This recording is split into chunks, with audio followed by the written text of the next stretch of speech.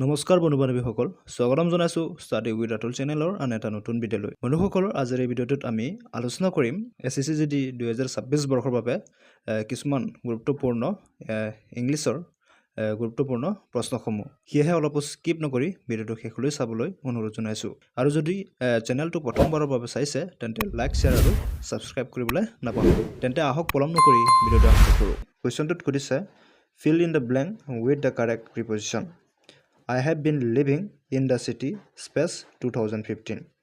মই 2015 চনৰ পৰা এই চহৰখনত বাস কৰি আছোঁ। আপোনাৰ অপশ্যন দিয়া আছে, অপশ্যন এ ফৰ হ'ব না অপশ্যন বি চিন্স হ'ব না অপশ্যন চি ফ্ৰম হ'ব না অপশ্যন ডি ইন হ'ব।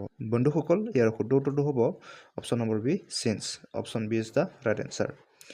চ' ইয়াত হৈ যাব I have been living in this city since 2015। কি কাৰণে চিন্স বুজিছে? কাৰণ যেতিয়া কোনো এটা কাম অতীতৰ এটা নিৰ্দিষ্ট সময়ৰ পইণ্ট অফ টাইমৰ পৰা বৰ্তমানলৈকে যিটো চলি থকা বুজায় তেতিয়া এই চিন্স শব্দটো ব্যৱহাৰ কৰা হয়। আৰু যিহেতু ইয়াত 2015টো দিয়া আছে, চনটো দিয়া আছে, নিৰ্দিষ্ট সময় আছে, সেয়েহে চিন্স হ'ব। আৰু ফৰ ব্যৱহাৰ হয় যেতিয়া সময়ৰ পৰিমাণ পিৰিয়ড অফ টাইমটো বুজাবলৈ, তেতিয়া এই ফৰটো ব্যৱহাৰ কৰা হয়। ঠিক আছে বন্ধুসকল, যদি আপোনালোকে কনফিউজ বা এনি ডাউট থাকে তেতিয়াহ'লে আপোনালোকে কমেণ্ট ছেকশ্যনত জনাব পাৰিব। ঠিক আছে বন্ধুসকল, এতিয়া আহিছোঁ ইয়াৰ পিছৰটো প্ৰশ্নটোলৈ। Choose the correct synonym for abandon. এবণ্ডেনৰ সমাৰ্থক শব্দটো কি হ'ব বুলি সুধিছে। আপোনাৰ অপশ্যন দিয়া আছে, এড দিয়া আছে ৰিটেইন মানে ধৰি ৰখা, ফৰচেক মানে ত্যাগ কৰা বা পৰিত্যাগ কৰা, তাৰপিছত দিয়া আছে অপশ্যন চিত ছাপোৰ্ট মানে সহায় কৰা, এডপ্ট মানে গ্ৰহণ কৰা।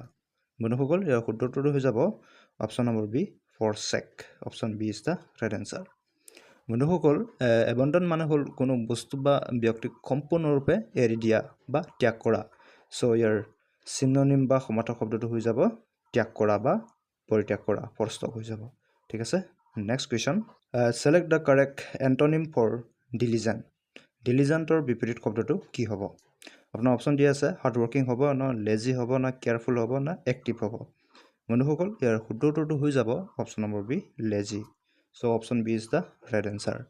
বন্ধুসকল, ডিলিজেণ্ট মানে হ'ল যিজন অতি পৰিশ্ৰমী বা কামত মনোযোগ দিয়ে তাক ডিলিজেণ্ট বুলি কোৱা হয়। তেতিয়াহ'লে ইয়াৰ বিপৰীত শব্দটো হৈ যাব lazy. So' option B is the right answer. ঠিক আছে বন্ধুসকল, এতিয়া আহিছোঁ ইয়াৰ পিছৰটো প্ৰশ্নটোলৈ। Choose the correct one word substitution. A person who studies stars and planets. তৰা আৰু গ্ৰহবোৰ অধ্যয়ন কৰা ব্যক্তিক কি বুলি কোৱা হয়? আপোনাৰ অপশ্যন দিয়া আছে, অপশ্যন এ দি আছে এষ্ট্ৰনট, অপশ্যন বি দি আছে এষ্ট্ৰলজাৰ, অপশ্যন চি দি আছে এষ্ট্ৰনমাৰ আৰু অপশ্যন ডি দি আছে জিঅ'লজিষ্ট। বন্ধুসকল, ইয়াৰ শুদ্ধ উত্তৰটো হৈ যাব অপশ্যন নম্বৰ চি এষ্ট্ৰনমাৰ। যিজনে তৰা আৰু গ্ৰহৰ ওপৰত অধ্যয়ন কৰে তাক জ্যোতিৰ্বিজ্ঞানী বুলি কোৱা হয়। So' option C is the right answer. ঠিক আছে বন্ধুসকল, এতিয়া আহিছোঁ ইয়াৰ পিছৰটো প্ৰশ্নটোলৈ। Fill in the blanks with the correct article বহাব লাগিব আমাক। অপশ্যন দিয়া আছে, অপশ্যন এ দি আছে এ, অপশ্যন বি দি আছে এন আৰু অপশ্যন ডি দি আছে, অপশ্যন চি দি আছে দ্য আৰু অপশ্যন ডি দি আছে ন' আৰ্টিকেল। কোনটো বহিব বন্ধুসকল? He is space honourable man. কি হৈ যাব? ইয়াত হৈ যাব option number B right answer. An আৰ্টিকেলটো বহিব। কাৰণ যিটো হনাৰেবল শব্দত হিচৰ আৰম্ভ হ'লেও ইয়াৰ উচ্চাৰণটো ইয়াৰ উচ্চাৰণটো অ হৈ যায়, অনাৰেবল হৈ যায়। চ' অটো ভাৱেলা হয়, সেইকাৰণে কি হৈ যাব ইয়াত এন হৈ যাব। ঠিক আছে বন্ধুসকল, next question. Select the correct spelling. আপোনালোকে এই চাৰিটা অপশ্যন কেইটাৰ ভিতৰত কোনটো শুদ্ধ স্পেলিং হৈ আছে সেইটো ওলাব লাগে।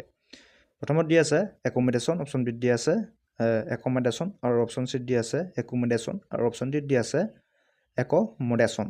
বন্ধুসকল, ইয়াৰ শুদ্ধ উত্তৰটো হৈ যাব অপশ্যন নম্বৰ এ একমডেশ্যন।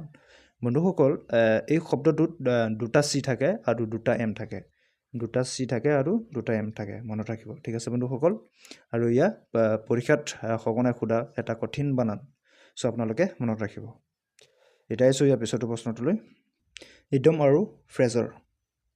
টু টাৰ্ণ এ ডিফ ইয়াৰ মিনছ কি হ'ব ইয়াৰ অৰ্থটো? বন্ধুসকল, ইয়াৰ শুদ্ধ উত্তৰটো হৈ যাব option number B to ignore or refuse to listen. So' option B is the right answer.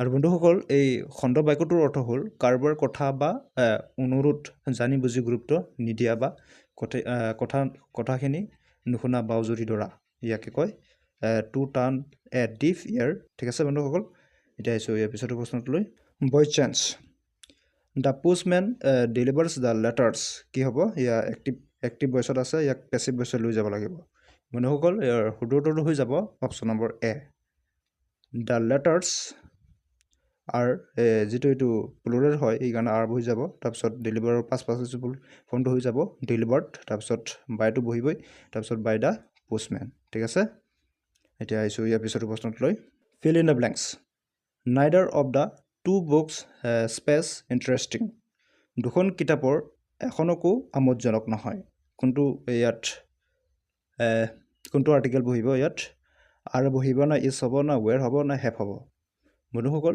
শুদ্ধ উত্তৰটো হৈ যাব অপশ্যন নম্বৰ বি ইজ হ'ব option B is the right answer বন্ধুসকল নাইডাৰ অফৰ পিছত যিটো নাউন টু প্লুৰেল হ'লেও বাপটো সদায় ছিংগুলাৰ একবচন হয় চ' ইয়াত ইজটো বহিব ঠিক আছে বন্ধুসকল এতিয়া আহিছোঁ ইয়াৰ পিছতো প্ৰশ্নটোলৈ question tag you are coming to the party space question mark কোনটো হ'ব এই স্পেচৰ জেগাত আৰ ইউ হ'ব না আৰ নট ইউ হ'ব না ডু ইউ হ'ব না ডন ইউ বন্ধুসকল ইয়াত হৈ যাব option B are not you so' option B is the right answer বন্ধুসকল যদি মূল বাক্যটো পজিটিভত হয় তেন্তে কুৱেশ্যন টেগটো সদায় নেগেটিভ হ'ব লাগে চ' আৰ নটটো এটা নেগেটিভ হয় চ' অপশ্যন বিটো হৈ যাব শুদ্ধ উত্তৰ ঠিক আছে বন্ধুসকল next question select the correct word the bread is made space flour পাওৰুটি আটাৰ পৰা তৈয়াৰ কৰা হয় ইয়াত কোনটো হ'ব অফ হ'ব না ফ্ৰম হ'ব না বাই হ'ব না উইথ হ'ব বন্ধুসকল ইয়াৰ শুদ্ধ উত্তৰটো হৈ যাব option number B from so' option B is the right answer বন্ধুসকল যেতিয়া কোনো এটা বস্তুৰ পৰা আন এটা বস্তু তৈয়াৰ কৰোঁতে মূল বস্তুৰ ৰাসায়নিক পৰিৱৰ্তন ঘটে যেনেকৈ আটাৰ পৰা ৰুটি হ'লেও আকৌ আটা কৰিব নোৱাৰে তেতিয়া এই ফ্ৰমটো ব্যৱহাৰ কৰা হয় ঠিক আছে বন্ধুসকল আৰু যদি আকাৰ সলনি হয় তেতিয়া অফ বহে যেনেকৈ for example chair is made of wood তেতিয়া অফটো বহিব ঠিক আছে বন্ধুসকল next question collective noun a space of লায়নৰ জাকক কি বুলি কোৱা হয় অপশ্যন এ দি আছে হাৰ্ট অপশ্যন বি দি আছে প্ৰাইড অপশ্যন চি দি আছে ফ্লক আৰু অপশ্যন ডি দি আছে পেক বন্ধুসকল ইয়াৰ ৰাইট এনচাৰটো হৈ যাব সকলোৱে জানো অপশ্যন বি প্ৰাইড সিংহৰ জাকক প্ৰাইড বুলি কোৱা হয়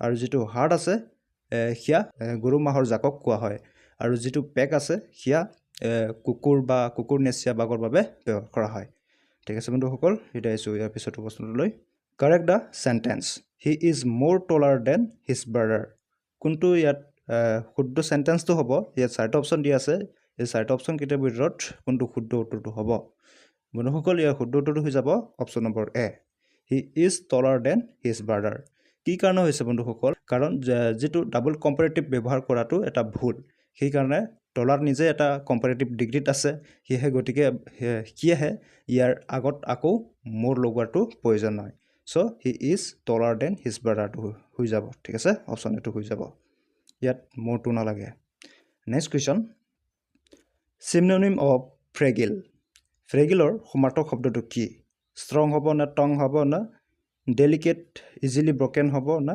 ফ্লেক্সিবল হ'ব বন্ধুসকল ইয়াৰ শুদ্ধ উত্তৰটো হৈ যাব option number C delicate or easily broken option C is the right answer বন্ধুসকল যিবোৰ বস্তু অতি সহজে ভাঙি যায় তাক ফ্ৰেগিল বা ডেলিকেট বোলা হয় চ' ইয়াৰ চিনোনিমটো হৈ যাব অপশ্যন চি ঠিক আছে বন্ধুসকল এতিয়া আহিছোঁ ইয়াৰ পিছতো প্ৰশ্নটোলৈ এণ্টনিম অফ এনচিয়েনৰ বিপৰীত শব্দটো কি হ'ব অল হ'ব না হিষ্টৰিকেল হ'ব না মডাৰ্ণ হ'ব না এণ্টিকুই হ'ব বন্ধুসকল ইয়াৰ শুদ্ধটো হৈ যাব অপশ্যন নম্বৰ চি মডাৰ্ণ যদি এনচিয়েনৰ বিপৰীত শব্দ সোধোঁ তেতিয়াহ'লে মডাৰ্ণ হৈ যাব আধুনিক so' option C is the right answer next question identify the correct sentence কোনটো ইয়াত শুদ্ধকৈ চেণ্টেন্সটো দিয়া আছে সেয়া ওলাব লাগে চাৰিটা অপশ্যনকেইটাৰ ভিতৰত বন্ধুসকল ইয়াৰ শুদ্ধটো হৈ যাব option number B I saw him yesterday so' option B is the right answer